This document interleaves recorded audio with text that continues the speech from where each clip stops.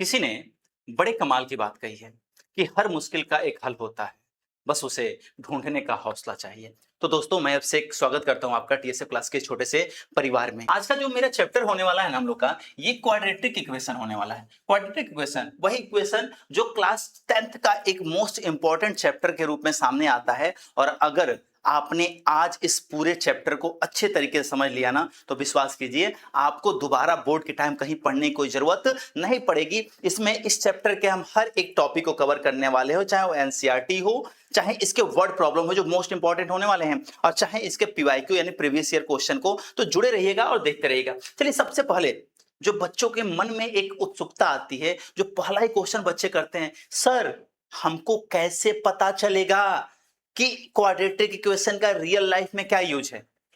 अगर ये चैप्टर हम पढ़ रहे हैं तो क्या वास्तव में इसका रियल लाइफ में कोई यूज है? तो हाँ बाबू है। कैसे यूज है? तो समझो समझो, ये लड़का एक है।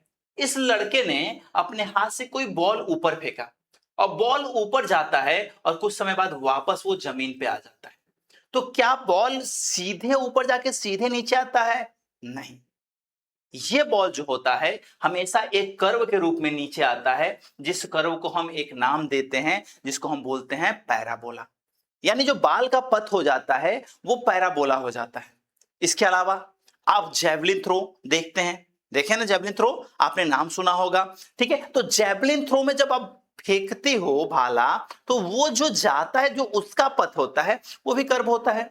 इसके अलावा बहुत सारे ब्रिज हो गए, बहुत सारे, अगर आप कह सकते हो कि रॉकेट लॉन्च के समय में, यहाँ पे सैटेलाइट लॉन्च के समय में, तो हर जगह पे इसका यूज होता है।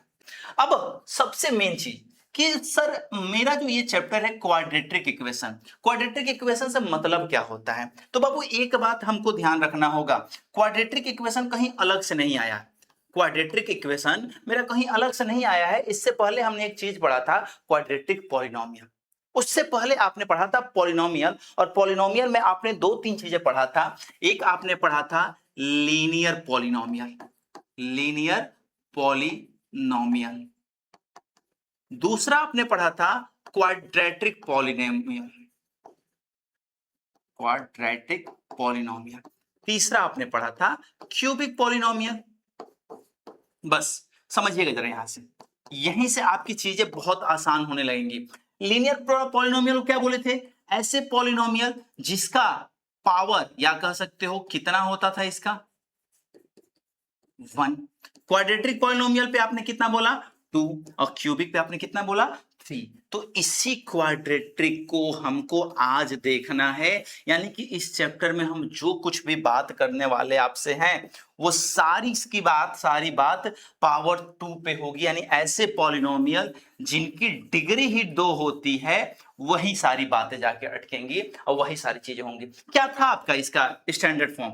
आपने कहा था सर इसका स्टैंडर्ड फॉर्म था ax² plus bx plus c। किसका था ये था आपका क्वाड्रेटिक पॉलिनोमियल का। लेकिन यहां पे तो सर हम इक्वेशन के बारे में पढ़ रहे हैं।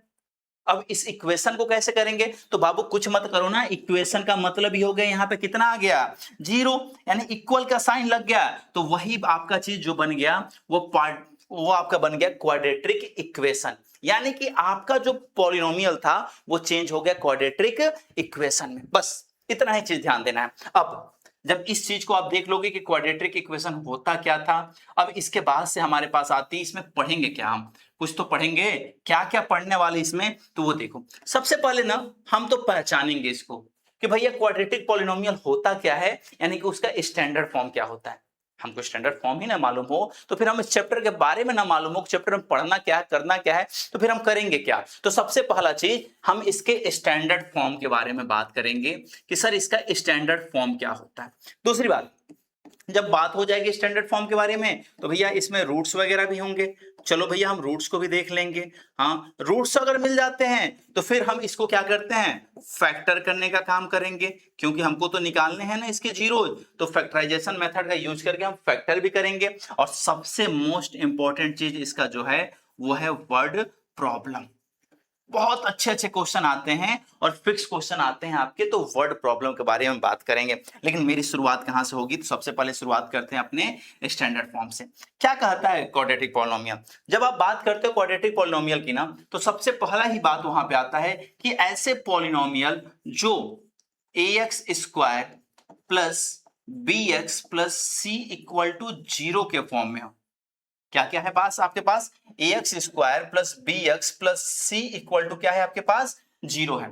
अब यहां से कुछ बातें ध्यान रखनी है। पहली बात भैया कि a नॉट इक्वल टू 0 होगा, क्योंकि a की वैल्यू को हम 0 नहीं रख सकते हैं, क्योंकि जैसे ही हमने a को 0 रखा क्या होगा बाबू? अगर इसको आप 0 पुट करते हो तो 0 into X square plus B X plus C equal to 0, ये खत्म हो गया। आपके पास आ जाएगा B X plus C equal to 0, और ये आपका कह सकते हो कि लीनियर इक्वेशन है। तो पहला जो मोस्ट इंपॉर्टेंट चीज है कि आप इसमें a इक्वल टू 0 नहीं पुट कर सकते। तो इस चीज को दिमाग में बैठा लेना कि अगर आपके पास क्वाड्रेटिक इक्वेशन है तो वहां पे एक्स स्क्वायर का कोफिशिएंट 0 नहीं होगा। क्लियर है ना? आगे बढ़ते हैं, आ जाओ। दूसरा, ए बी सी, वो कोई भी रियल नंबर हो सकते हैं, कुछ भी हो सकते हैं, हम जो मन करे वो रख ले, हमको लेना देना इससे कुछ है ही नहीं। तो ए बी सी के जगह पे हम जो मन किया वो ले सकते हैं। तो ये इसका अगर हम बात करते हैं तो बेसिकली स्टैंडर्ड फॉर्म होता है, जिसमें हमको ये ध्यान देना होगा कि अगर क्वाड्रेटिक इक्वेशन है तो उसकी डिग्री 2 होनी चाहिए, उसमें पावर 2 आनी चाहिए। बस इतना ही ध्यान देना है। अब कई बार इसमें से 2-3 क्वेश्चन निकल के सामने आते हैं। पहला क्वेश्चन, सर कोई भी इक्वेशन दिया है तो कैसे पता करोगे कि वो क्वाड्रेटिक इक्वेशन है कि नहीं है?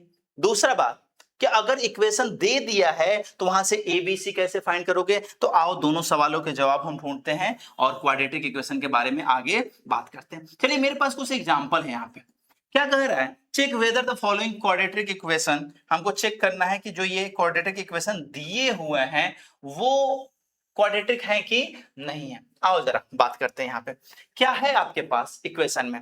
सबसे पहले दिया हुआ है पहला क्वेश्चन, वो दिया है x माइनस 2 का whole square plus 1 2x minus 3। भैया अगर हम कहें कि पावर 2 होना चाहिए क्वाड्रेटिक इक्वेशन के लिए, और क्वाड्रेटिक इक्वेशन जो होना चाहिए वो ax square plus B X plus C equal to 0 को सेटिस्फाई करना चाहिए, तो ही मेरा काम बनेगा। तो चेक करो ना भैया, इसको पूरा ब्रैकेट अभी खोलना पड़ेगा। यहां पे दिख रहा है x माइनस 2 का होल स्क्वायर, मतलब क्या हो गया कि यहां पे जो अप्लाई होगा a माइनस बी का होल स्क्वायर क्या होता है? a square minus 2ab plus में हो गया b स्क्वायर। अप्लाई कर दो। अब आ जाओ, a की जगह कितना हो गया? x square minus 2 into x into, अब फिर v की वैल्यू भी 2 है, अब प्लस 2 का स्क्वायर, देन आगे कितना है? प्लस 1, और इधर हो गया 2x माइनस 3। अगर बात करते हो तो x square minus 4x plus 4 plus 1 equal to 2x minus 3। सबको एक साइड कर लो, x square minus 4x plus 5 हो गया, ये इधर आके माइनस 2x और ये इधर आके प्लस 3 इक्वल टू 0। तो यहां से हो गया X square minus 4x minus 2x हो गया माइनस 6x, 5 और 3 हो गया 8 इक्वल टू क्या हो गया? 0। ये मेरे पास फाइनल प्रोडक्ट निकल के आया। अब इस फाइनल प्रोडक्ट को हमको ये चेक करना होगा कि क्या ये क्वाड्रेटिक इक्वेशन है कि नहीं है। तो भैया चेंज करो, चेक करो। हमारा स्टैंडर्ड फॉर्म क्या था? ax square plus B X plus C equal to 0। तो मेरा एक्स स्क्वायर हो गया, मेरे पास x आ गया, मेरे पास कांस्टेंट टर्म आ गया। मतलब क्या था कि मेरे पास स्क्वायर वाला टर्म आ गया, जी हाँ आ गया। मेरे पास x वाला टर्म आ गया, जी हाँ आ गया। अब मेरे पास एक कांस्टेंट टर्म आ गया। अगर ये तीनों क्राइटेरिया फुलफिल हो रहा है तो हम कह सकते हैं मेरे पास क्वाड्रेटिक इक्वेशन है। अब आ जाओ जरा यहां से बात कर लेते हैं। कई बच्चे ये पूछते हैं कि सर अगर इसमें से a b और c वो पता ना हो कितना होगा तो फिर कैसे बताएंगे? तो बाबू यहां से काम आसान है। जो एक्स स्क्वायर के साथ है, जो एक्स स्क्वायर के साथ है, ध्यान से सुनना, गलती अगर बेसिक में किए तो फिर बाद में परेशानी होगा। जो एक्स स्क्वायर के साथ में है वो a है, जो x के साथ में है वो b है, और जो अकेला कांस्टेंट टर्म है वो क्या है? c है। तो यहां पे आते हो एक्स स्क्वायर के साथ में कितना है?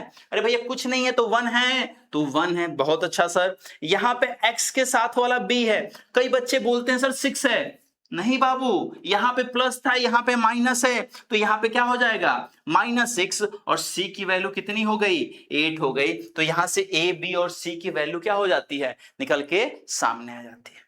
तो इस चीज को आपको ध्यान रखना है कि अगर कोई भी इक्वेशन मेरे इस फॉर्म में है तो वो मेरा क्वाड्रेटिक इक्वेशन है, अदरवाइज वो क्वाड्रेटिक इक्वेशन नहीं है। आओ जरा दूसरे क्वेश्चन के बारे में बात करते हैं। सेकंड क्वेश्चन यहीं पे कर लेते हैं, जगह कम है। क्या कर रहा है, x प्लस 1 8 x प्लस 2, चलो मल्टीप्लाई करके इसको पहले सॉल्व करते हैं। तो x का x में हो गया x स्क्वायर, x का 1 में हो गया x और प्लस 8। यहाँ पे आते हैं, x का x में हो गया x स्क्वायर, x का 2 में हो गया तो -2x, 2 का x में हो गया तो प्लस का 2x, और यहाँ पे हो गया -4। x स्क्वायर से x स्क्वायर डिवाइड हो गया, इधर क्या बचा, x प्लस 8 और ये 2x कट गया, और ये 4 माइनस था, इधर आके +4 इक्वल टू 0। तो भैया यहाँ पे हो गया x प्लस 12 इक्वल टू 0। अब बताओ जरा, क्या ये क्वाड्रेटिक इक्वेशन है? अरे सर नहीं है। कैसे नहीं है भैया, आप इसमें तो ये बता ही नहीं रहे हो कि एक्स स्क्वायर के साथ कौन है। भैया मेरा पहला काम ही तो होना चाहिए ना कि अगर क्वाड्रेटिक इक्वेशन है तो उसकी डिग्री कितनी होनी चाहिए, 2 होनी चाहिए। और यहाँ पे इसकी डिग्री जो है ना, डिग्री वो कितनी है, 1 है। कई बच्चे ये कहते हैं कि सर डिग्री कैसे पता चलता है, कैसे पता चलेगा किसी इक्वेशन की डिग्री कितनी है। तो बाबू जो मैक्सिमम पावर होता है किसी भी इक्वेशन का, मैक्सिमम पावर वही इस इक्वेशन की डिग्री कहलाती है। तो यहाँ पे अगर मैक्सिमम पावर की बात करोगे तो 1 है, इसकी डिग्री भी कितनी हो गई, 1 हो गई। तो बड़ी आसानी से आप इस काम को कर सकते हो कि बता सकते हो कोई भी पॉलिनोमियल आपका क्वाड्रेटिक है कि नहीं है। आइए थोड़ा 1-2 क्वेश्चन और करते हैं, फिर आगे बढ़ते हैं।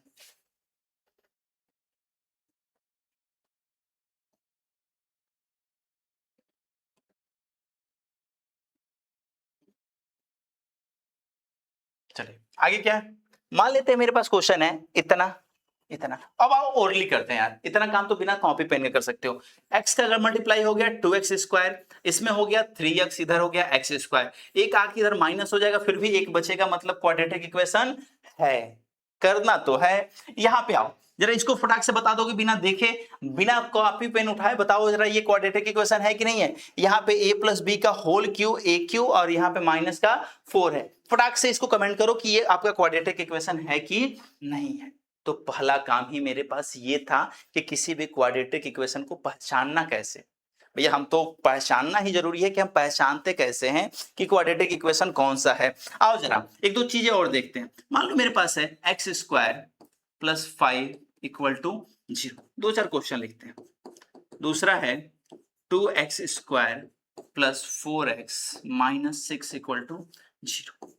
तीसरा क्वेश्चन है 4x 24 minus X square plus 2x equal to 0। फिर है आपके पास 4x minus 5x square equal to 0। फिर आपके पास एक क्वेश्चन है 2x square minus x equal to 0। अब इन सारे क्वेश्चन में एक काम करना है, आपको a, b और c की वैल्यू फाइंड करनी है। a, b और c की वैल्यू फाइंड करनी है। आइए जरा फाइंड करते हैं। ये क्वेश्चन मेरे पास a, b, c कितना है, तो सबसे पहले आओ जरा इसको स्टैंडर्ड फॉर्म में चेक करते हैं। तो एक्स स्क्वायर मेरा कंपेयर कहां से होगा, तो कंपेयर होगा ax square plus bx plus c equal to 0 से। बस इसको ध्यान में रखना है। देखो अगर आप बेसिक भी नहीं जानते हो तो ये वीडियो आपको पूरा समझाएगा, क्लियर समझाएगा, बस समझो चीजों को। ax square plus bx plus c equal to कितना है आपके पास, 0 है। आओ जरा देखो, एक्स स्क्वायर के पास वाला जो है वो आपके पास a है, तो एक्स स्क्वायर के पास कुछ नहीं है भैया, 1 है, तो a की वैल्यू 1 हो गई।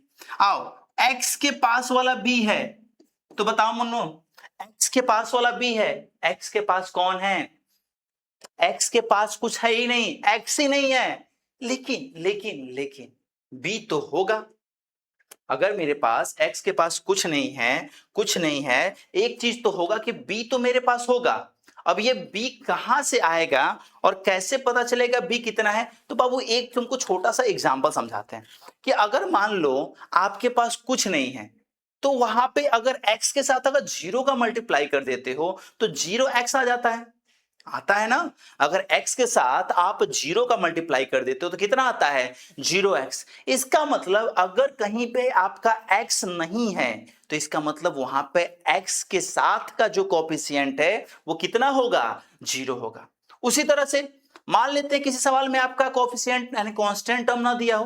अरे भैया नहीं दिया है तो क्या टेंशन लेना, क्यों, क्योंकि अगर नहीं दिया है तो इसका मतलब वहां पे कितना था आपके पास, 0 था। तो इस चीज को दिमाग में बैठा के रखना है कि मेरा a 0 नहीं हो सकता है, बट मेरा जो b और c है वो तो 0 हो सकता है ना। a और b के लिए तो मेरे पास a के लिए तो कोई नियम नहीं है कि a ऐसा ही होगा या वैसा ही होगा, जो नियम है वो b और c के लिए। चलिए आते हैं, देखते हैं, थोड़ा सा लाइट डिस्टर्ब कर दिया था। आइए अब यहां से क्या था मेरे पास, तो a की वैल्यू भैया यहाँ पे a है तो a की वैल्यू 1 आ गई, b नहीं है तो इसका मतलब जाहिर सी बात है कि अगर 0x होगा तभी तो 0 हुआ होगा, तो जो नहीं है उसका मतलब b की वैल्यू आ गई 0 और ये हो गई c की वैल्यू मेरे पास कितनी आ गई, 5 आ गई। इस चीज को हमको बस ध्यान रखना। और आगे आते हैं जरा दूसरे सवाल में। अब जरा देख लेते हैं क्या अपने स्टैंडर्ड फॉर्म में है, तो भैया एक्स स्क्वायर, एक्स और कांस्टेंट हम, बहुत अच्छा। एक्स स्क्वायर के साथ वाला a है तो a की वैल्यू मेरे पास 2 है। x के साथ वाला b है, बहुत अच्छा, तो b की वैल्यू मेरे पास 4 है। और बाकी जो बचा हुआ टर्म है वो कितना है, -c है, यानी कि c है तो c की वैल्यू कितनी हो गई, -6। बहुत आसान तरीके से। आओ जरा यहाँ पे बात करते हैं। अब इसमें क्या क्या है, तो यहाँ पे सबसे पहले स्टैंडर्ड फॉर्म में है क्या, नहीं है, तो स्टैंडर्ड फॉर्म में लिख लो भैया। सबसे पहले एक्स स्क्वायर का टर्म, देन एक्स का टर्म और देन 24 इक्वल टू 0। अब आराम से लिख लेंगे भैया, ए की वैल्यू क्या है मेरे पास, तो कुछ नहीं है तो कितना है, -1 है, तो ए की वैल्यू हो गई -1। बी की वैल्यू आपके पास कितनी है, 2 है, और सी की वैल्यू कितनी है आपके पास, तो भैया सी की वैल्यू कितनी है, 24 है। आराम से लिख लोगे। एक एग्जाम्पल और था, आप उसको जरा फिर से एक बार चेक करते हैं। मान लेते हैं मेरे पास हो गया 4 - 4x स्क्वायर, कुछ भी लिख लेते हैं। अब यहां से बात करते हैं क्या क्या नहीं है मेरे पास और क्या क्या बचा हुआ है। तो क्या है भैया आपके पास, सबसे पहले स्टैंडर्ड फॉर्म इसका हो जाएगा -4x square plus 4 equal to 0। आओ जरा ए की वैल्यू, तो एक्स स्क्वायर के साथ वाला, एक्स स्क्वायर के साथ वाला कितना है, -4, तो ए की वैल्यू हो गई -4। ये सी कांस्टेंट टर्म है तो सी दिया है, इसका मतलब बी नहीं है, तो नहीं है, इसका मतलब बी की वैल्यू कितनी होगी, 0, और सी की वैल्यू कितनी हो गई, 4। एक और एग्जांपल लिख लेते हैं यहाँ पे। मान लेते हैं मेरे पास क्वेश्चन है 4x square plus 5x equal to 0। अब यहां से क्या हो जाएगा, तो इसके साथ वाला वो एक्स स्क्वायर के साथ वाला जो होता है वो क्या होता है, a, तो a की वैल्यू कितनी हो गई, 4। बहुत अच्छा। बाकी बचा b की वैल्यू मतलब x का कोएफिशिएंट कितना है, 5। अब कहोगे सर कोएफिशिएंट तो सबके लिख दिए, कांस्टेंट टर्म नहीं दिख रहा है, कांस्टेंट टर्म नहीं दिख रहा है, तो नहीं दिख रहा है इसका मतलब कांस्टेंट टर्म कितना था इसमें, 0, तो कांस्टेंट टर्म की वैल्यू कितनी आ गई, 0। तो आप चाहो तो बड़ी आसानी से इन सारे क्वेश्चन को सॉल्व कर सकते हो, और ABC बहुत इंपॉर्टेंट रोल इसमें दिखाई गई। चलो एक लास्ट एग्जांपल देखते हैं। मान लो हो गया 4x square equal to 5x plus 6। अब इसमें कहोगे कि सर ABC की वैल्यू कितनी है, ABC की वैल्यू कितनी है, जल्दी से बताओ ABC की वैल्यू कितनी आ रही है। चलो पहले तो इसको स्टैंडर्ड फॉर्म में लिख लेते हैं। तो 4x स्क्वायर, ये इधर आके -5x अब प्लस 6 इक्वल टू, प्लस 6 से इधर जाएगा तो -6 इक्वल टू कितना हो गया, 0, तो हो गया -6 इक्वल टू 0। अब तो बच्चा बता सकता है a की वैल्यू 4, b की वैल्यू -5 एंड c की वैल्यू -6। तो बड़ी आसानी से आप चाहे जैसे भी क्वेश्चन होंगे उसको देखकर आप एक काम तो क्लियरली बता सकते हो बाबू, क्या, कि अगर आपके पास क्वाड्रेटिक इक्वेशन है तो दो चीजें ध्यान रखनी है कि पहली बात कि उसका जो स्टैंडर्ड फॉर्म होना चाहिए वो ax square plus bx plus c होना चाहिए इक्वल टू 0, और दूसरी बात a की वैल्यू 0 नहीं होनी चाहिए, कभी भी नहीं होनी चाहिए। उसके बाद अगर आपको पहचानने के लिए बोल दे तो आप आसानी से पहचान सकते हो। चलो ये भी क्वेश्चन वही है, check whether the following are quadratic equation और नॉट। आप चेक करके बताओ कि जो आपके सामने रखे हुए हैं वो क्वाड्रेटिक इक्वेशन है कि नहीं है। तो इसमें डायरेक्ट करते हैं यार, हर बार कॉपी कलम क्यों उठाना, डायरेक्ट करते हैं। आओ जरा सॉल्व करते हैं। x प्लस वन का whole square, x plus one का होल स्क्वायर 2x माइनस 3।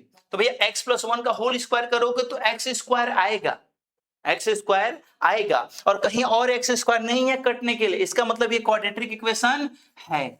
नहीं हो रहा है, चेक करो। पहला सवाल था कितना था, x प्लस वन का whole square equal to 2x minus 3। Solve करते हैं यहां से, तो हो जाएगा X square plus one plus 2x equal to 2x minus 3। तो यहां से हो गया एक्स स्क्वायर, ये 2x से 2x कैंसिल हो सकता है, 1 प्लस 3 इक्वल टू 0। यहाँ पे हो गया X square plus 4 equal to 0। यानी कि ये मेरा एक्स स्क्वायर के फॉर्म में है, तो ये आपका एक क्वाड्रेटिक इक्वेशन है। नो डाउट क्वाड्रेटिक इक्वेशन होना है। अब कई बच्चों के मन में होगा सर ए की वैल्यू, बी की वैल्यू और सी की वैल्यू निकाल सकते हैं क्या? हाँ बाबू, क्यों नहीं निकाल सकते हो। तो एक्स स्क्वायर के साथ में कौन है, 1 है, तो ए की वैल्यू 1, एक्स वाला नहीं है 0, कांस्टेंट टर्म 4। तो ए बी सी आप फाइंड कर सकते हो। सारे सवाल में उसी तरह इसका मल्टीप्लाई इसमें कर लोगे, देन इसमें फिर सारे मल्टीप्लाई कर लोगे, लेकिन ध्यान रखना ये नहीं होगा क्योंकि एक्स स्क्वायर कट जाएगा। तो क्वेश्चन सभी लोग सॉल्व करोगे, बिना सॉल्व किए बिना ब्रैकेट खोले आप नहीं बता सकते हो कि वो आपका इक्वेशन क्वाड्रेटिक इक्वेशन है कि नहीं है। तो जो आपका पहला एक्सरसाइज है ना, जो पहला एक्सरसाइज है वो आपसे यही काम करवाएगा। वो सिंपल सा ये पूछेगा कि बताइए क्वाड्रेटिक इक्वेशन कौन है, क्वाड्रेटिक इक्वेशन कौन नहीं है। लेकिन जो मेरा मेन टॉपिक शुरुआत होता है वो यहां से शुरू होता है कि अगर आपके पास क्वाड्रेटिक इक्वेशन दिया हुआ है, मेन बात जो मेरा करते हैं कि अगर मेरे पास क्वाड्रेटिक इक्वेशन दिया हुआ है तो फिर उसको सॉल्व कैसे करते हैं, वर्ड प्रॉब्लम को कैसे सॉल्व करते हैं, जो परीक्षा में सबके दिमाग को हिला देता है, या फिर हम ये कह सकते हैं कि फैक्टराइजेशन करते हैं कैसे। तो इसके लिए मिलते हैं अगले क्लास में, देखते रहिएगा अगला क्लास, पूरे सीरीज को अच्छे से देखिएगा, कुछ भी कहीं भी दिक्कत आपको नहीं होने वाली है बोर्ड में, इसका मैं आपसे वादा करता हूं। थैंक यू सो मच, मिलते हैं अगले क्लास में।